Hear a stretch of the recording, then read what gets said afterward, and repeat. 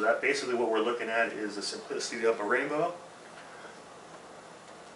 So now here's a logic of how the actual thought occurred.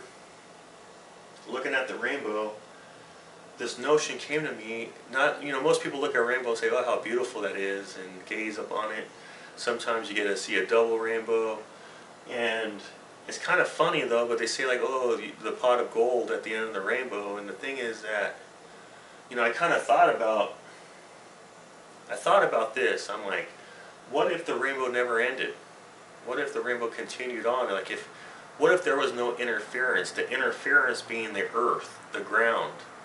And so that simple thought led me to this thought, which was completion. So now that we have a rainbow that continuously moved in this fashion to the point that it touched itself in completion, now we have basically, there's no difference of this in a light wave, because like we said about the prism, the light wave hit in the prism, there's no difference. So this is bending light, folks, and now that we're able to bend light, we could use this energy now that it's continuous, because now it has no end, it has no beginning, and it's continuous, and now we can tap into the source. But the thing is, how do I use this source, right? How do I tap into it and allow it to function? And then the key to that is this, is that being that they have their own frequency and wavelength from crest to trough to crest, if I'm able to put it back, if I'm able to put the surface of the rings to look like that right there individually and combine them together, now I have a dynamic force just like the light beam is. Dynamic, it's not static by any means. This right here, folks, is very dynamic. This is the same thing as traveling 186,000 miles per second, and to be able to tap into that is quite amazing. And like I said, this is basically the process of the thinking, the process of the revelation of this. So if we have this light beam traveling around that fast, in essence what I've been able to do is capture this, which is similar around like the theory of relativity, because we all perceive it in our own ways. So being that I was able to been given this, is the best way for me to say it, is that this is what it looks like. Now if you notice that on my model, the red is the same thing as the red here. It's on the top, it's the outer ring. The inner ring is purple, just like that one is. The green and so forth, all the colors are represented. Now, what I've been able to do, folks, is this. Here's the model, same thing as that. Now when I lay it horizontal, this is what it looks like. And it's kind of hard to see it from the top view, but basically that's what if you were standing in the center of a huge ring, this is what it would look like. Each ring would have its own representation of each color wavelength.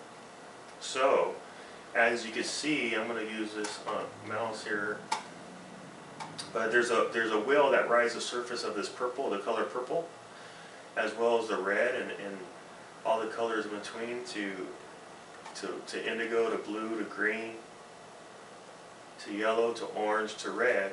And even this right here signifies some form of truth all in itself. This shape is, I think, the same as pi right here, if I remember correctly.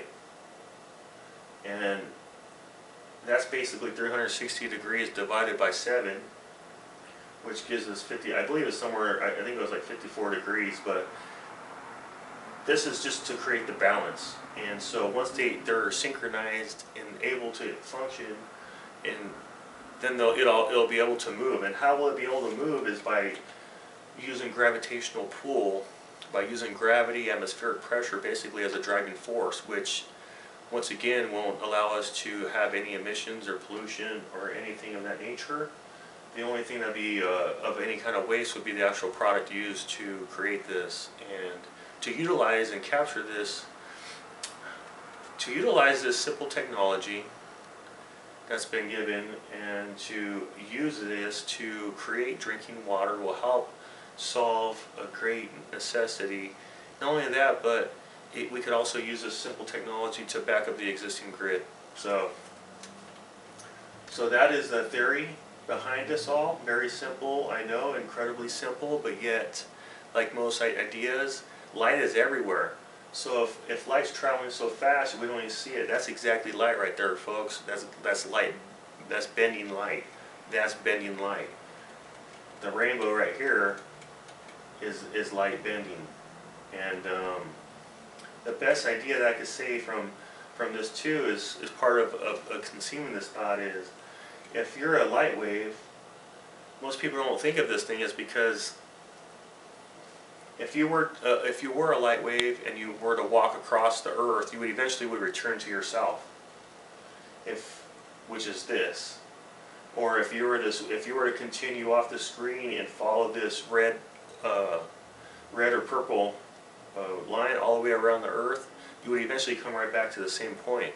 Well, the Earth's moving. Let's not get into Vcillion and physics, but if all the factors were there, it would return to itself. So this is basically that. And that's the simplicity behind it. So how do I know that this will work? Well, the fact is that this is a theory. This theory I'm displaying to entice you, to allow you to see what it is, the type of gifts that I possess as an inventor, as an innovator, and why it is I believe it's crucial and essential for me to pursue this and allow this dream to manifest itself, to come into fruition. Light does exist. That's why I do believe that this will work. All I've been able to do is transform light into this plane or this realm of existence, and making it pragmatic and practical. Now, what I do know is that, Da Vinci had something similar, and what's kind of fascinating with this idea is that a lot of the angles are still there, but it didn't really utilize the full force, I don't believe, to the degree that I've been able to find the essence of it. And the opportunity here, folks, is the opportunity for growth is exponential. It's been years now that I've been working on this thing, and that might have been mentioned in a few other videos, so I'll shy away from that right now. But the fact is that this is a whole new industry, a lot of growth. This is in its embryonic stage. The need for help is obvious, though. I would like to ask for a contribution from you. I would definitely like to ask that you pass this on to your friends on Facebook or email if this seems like it's worthy, if it seems like it's worth being invested into and divested, or invested, I should say. But if you would like to contact me in regards to any of this, if you have any thoughts or ideas, I'd be more than happy to hear about them. You can reach me via email at kirkabyindustries@gmail.com. I have a website, kirkabyindustries.com, that's being constructed. So until that happens, there'll be a lot more detail and ways you can contribute at a later time. But for now, if you would like to contribute, or if you have any ideas, whether contributing with the technical knowledge that you possess, or even if it's $1 or $2 towards this endeavor, it would be most grateful, most appreciated.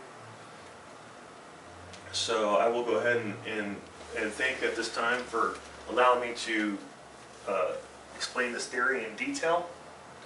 If you watch this next with my visual model, it'll make a lot more sense.